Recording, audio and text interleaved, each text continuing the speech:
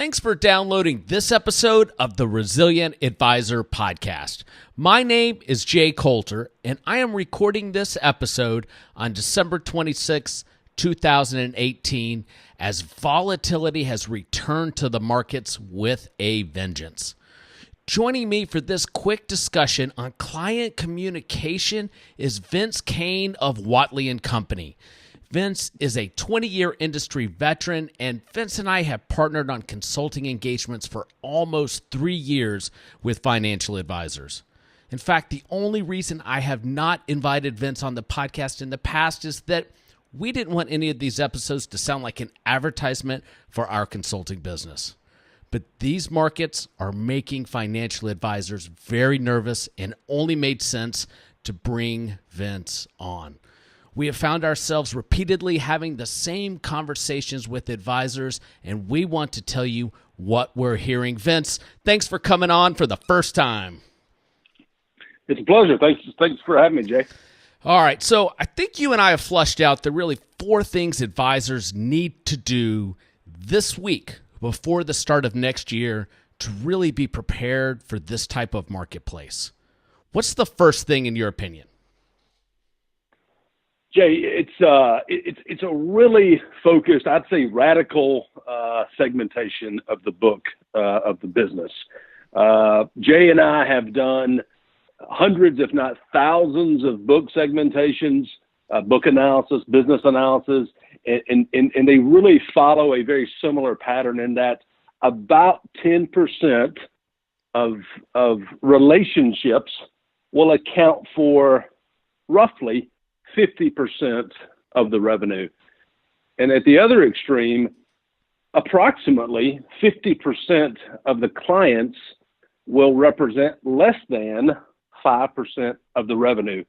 And if there's ever a time to know exactly where those lines are, it's a time like this, because you have to be completely focused and efficient in your communication to those smaller relationships so that you really have the time to fully customize, frankly, that communication to those top relationships.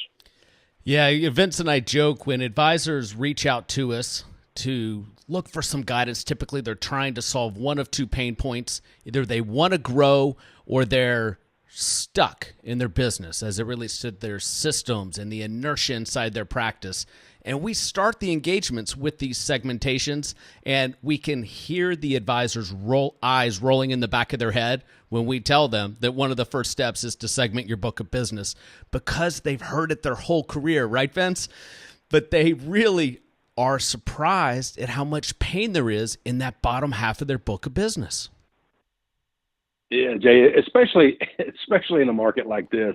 There are people, there are clients, they have concerns, but really in moments like this, we have to do everything we can to limit those conversations and really increase those conversations to that top 10%. For example, I would say today most of our clients have somewhere between 120 and 170 relationships. Let's call it 150.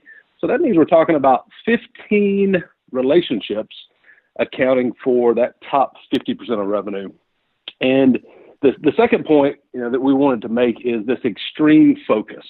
So the first being that radical client segmentation, and then taking that information and being extremely focused and thoughtful on what your communication needs to look like at a time like this for those very important clients. So we would encourage you to this week, today, tomorrow, Friday, over the weekend, to make a list. Write down the names of those top relationships. Spend some time with each one of them. Think about how long they've been your client. Think about their general personality. Are they more detail oriented? Are they more emotional? We found that most are more emotional. And what's their focus? Are they taking income from this money? Is this money that's being set aside for other generations? What did they do for a living? How has your relationship been to this point? And really write down 3 or 4 or 5 sort of talking points and bullet points specifically tailored to that client. Again, we're talking about 10, 15, 20 maximum relationships that are all the most important, and really consider what you want to say to that person, what you want to communicate when you speak to them, into the new year, in light of really some pretty dramatic market situations. Yeah. So that kind of radical focus on, sorry, Jay, that sort of extreme focus on those top relationships.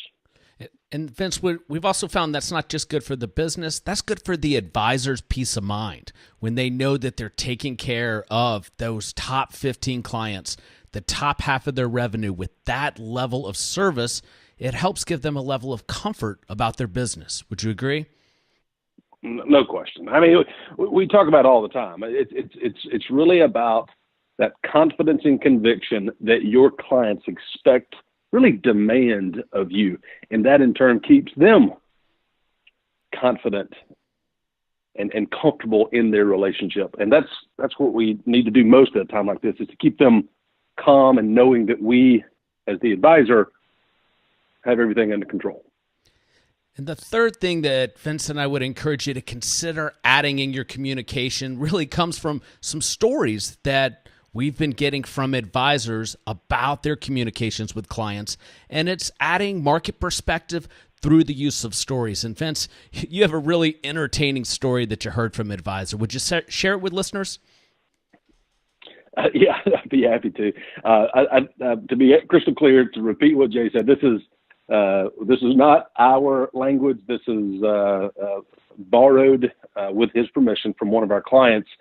In an earlier conversation late last week with one of our consulting clients, I just made the general, we were making proactive phone calls to check in with our clients, the advisors, and he said, "Man, everything's great. I just keep reminding everybody about the brick."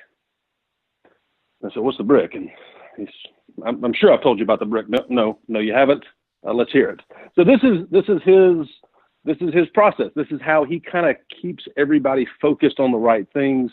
And it's a little bit of a cautionary tale at the very beginning of a relationship, before they sign the paperwork, before they transfer any assets.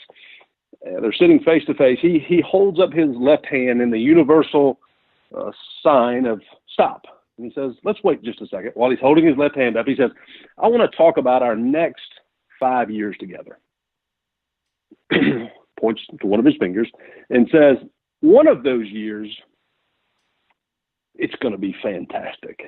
Every time you think of me or my firm, you're going to hear angels singing in the background. You're going to seriously consider naming a child or grandchild after me. It's going to be fantastic.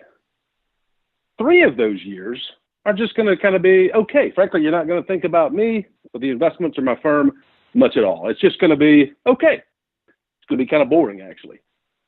But one of these years, we don't know which one it's going to be, you're literally going to hate the sound of my name. You're going to question my sanity and your sanity for ever trusting us with your life savings. It's going to be bad. You're going to be really upset. To the point that you may even consider physical harm or vandalism. You may want to find a brick, come down to my office, and throw it through that window. And I would encourage you to do exactly that. But as you're standing on that front porch, take a rubber band, write a check for as large amount of money as you can do at that point in time, slip that check underneath the rubber band, and then throw the brick through the window, because we will have most likely identified the best possible day for you to add money to your investments, the day you want to throw a brick through that window. So, Jay, that's the story. I love that perspective. I love that story. And it frames the whole conversation. So now he's having conversations with people where he's specifically asking them if they found their brick and advising them not to forget the check and the rubber band when they come down to his office. Now, it's a little lighthearted, but we all know from being in this business for a while, it is very likely the case. Yeah, that's right. And the story is what they'll remember more than anything from that client communication. So the last thing that we think every advisor should do in any market, but especially this type of market, most advisors have not done for years. Tee it up, Vince. What does everybody need to be doing? Well, I know it's hard, and we need to be focused on our existing clients, but this is an unbelievable time to be doing some prospecting. Now, I came up at a point in time where prospecting was calling a massive amount of people and trying to start a conversation and get an appointment. That's not what I'm referring to. I presume almost everyone, if not everyone that's listening to this, is going to be an established, successful financial advisor. You already know people that are prospective clients. So I'm talking about warm prospects, somebody that you have a relationship with, someone that you feel like there's an opportunity for you to do business one day, at least once a day. Put a sticky note on your monitor at work, but at least once a day, just remember to reach out to one of those people in a market like this especially, and just say something pretty simple. Things have been a little choppy lately, and I just want to reach out and see if I can answer any questions for you or provide any perspective. And then stop talking. That's all it takes. That's all it takes. That type of simple line will get results. Playing in traffic and finding the right opportunity at the right time. And there is opportunity out there right now because we all know most advisors are not calling their clients. That's right. Excellent. Vince, thanks for coming on the podcast. If folks wanted to reach out to you directly, how could they get a hold of you? By phone. That number is 678-227-2027. Or my direct email address is Vince, VINCE .CAINE @RC Whatley, WHATLEY.com. I'll have that information in the show notes. Vince, thanks for coming on. Thanks so much, Jay.